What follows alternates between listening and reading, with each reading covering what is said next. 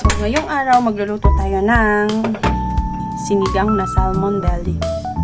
Ilagay na natin ang sibuyas, bawang. Ilagay na rin natin ang tomato. Yan. Ito, para lumambot na yan. Gabi. Para masarap. Takpan. Unang luto, pagkagaling. Ayan, nakakulo na. Lagay na natin yung ibang gulay. Labanos. Grabe, namiss kong maggulay. Halos 4 days ako may lagnat. Tapos yung ubo ko, isang linggo. Kaya thank you Lord. Kasi okay na ang ating pakiramdam. Okay na ako. Salamat po. Takpan ulit natin. Ayan. Lagyan na natin ng pampalasa katulad nitong umami, pepper. Lagyan natin yung ibang gulay katulad ng okra.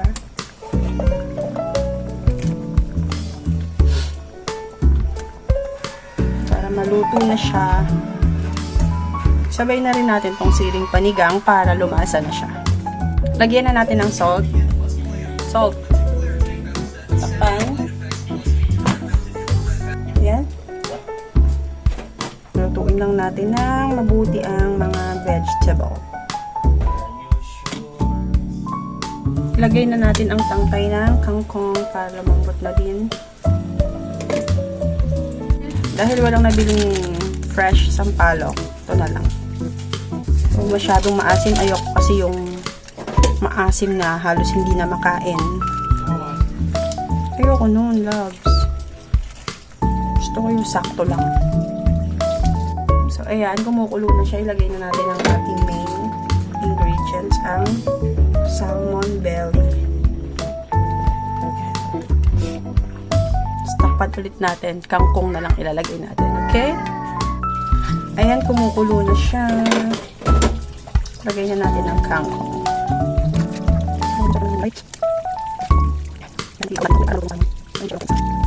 Kangkong. Ang last nating gulay.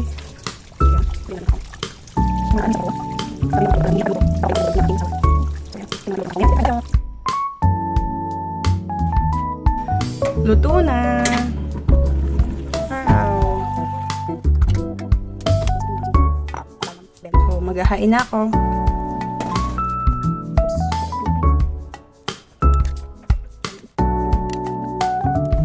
Daddy, tara, kakain. Rara, kain ka ulit. Sinigang na salmon belly. Ready na ang tiyan. It's food time. Ayan, kain po tayo. Ito, galing ko sa aking binang paksiw na isda. Masarap naman. Rice. Let's go, let's eat.